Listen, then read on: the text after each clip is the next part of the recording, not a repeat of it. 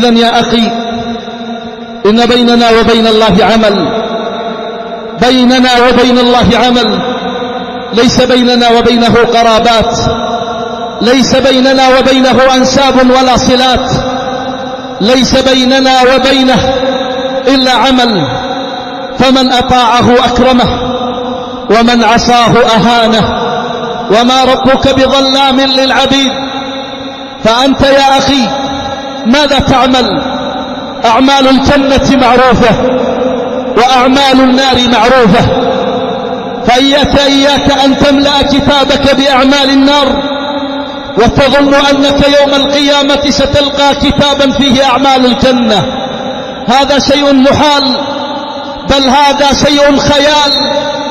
أبعدوه من أذهانكم يا رجال، واعلموا أن الكبير المتعال قد قال لنا بأبين مقال: يوم تجد كل نفس ما عملت من خير محضرا وما عملت من سوء تود لو أن بينها وبينه أمدا بعيدا، ويحذركم الله نفسه والله رؤوف بالعباد.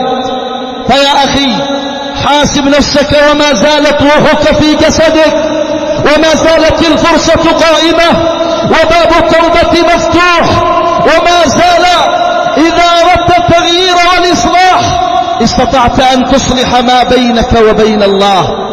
فإذا غرغرت نفسك وقامت قيامتك وهاجمتك منيتك وجاءت رحلتك إلى ربك عز وجل، فليس معك إلا ما في ذلك الكتاب، ليس معك إلا ما في ذلك الكتاب، إن خيرا فخير وإن شرا فشر. فيا أخي لو أنك جلست مع نفسك يوم والله لتعجبت من أعمالك.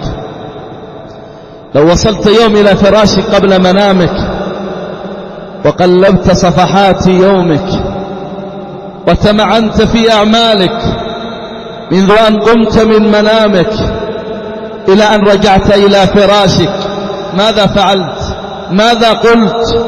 لتعجبت ولاندهشت.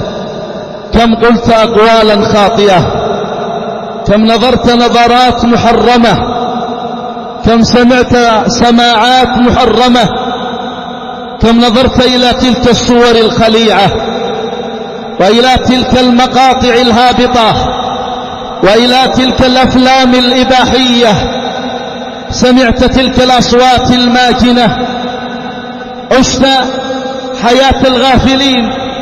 تتعجب من يوم واحد وأنت المحاسب لنفسك، فكيف بك إذا وقفت بين يدي الله والمحاسب لك هو الله؟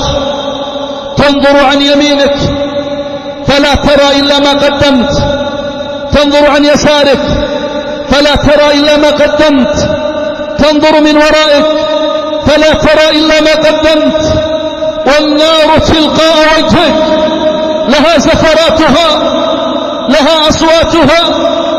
ترى تلك النار الحامية، ما أعظم الموقف المهيب وما أشد المنظر الرهيب، وأنت أمام الرب جل جلاله وتعالت عظمته الذي ليس كمثله شيء وهو السميع البصير.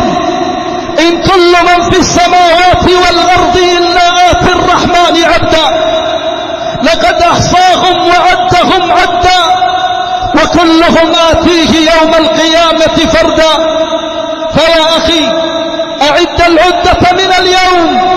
قال عمر بن الخطاب: حاسبوا أنفسكم قبل أن تحاسبوا، وزنوا أعمالكم قبل أن توزن أمام الله، فإنه اليوم عمل ولا حساب، وغدا حساب ولا عمل.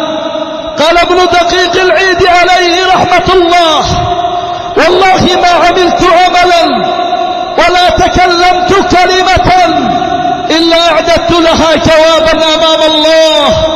فحاسب نفسك، وهكذا عاتبها، وهكذا ربها، وهكذا جهزها للقاء الله قبل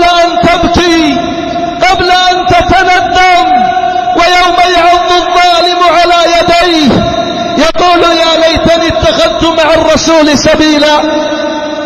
يا ويلتى ليتني لم اتخذ فلانا خليلا، لقد أضلني عن الذكر بعد إذ جاءني، وكان الشيطان للإنسان خذولا.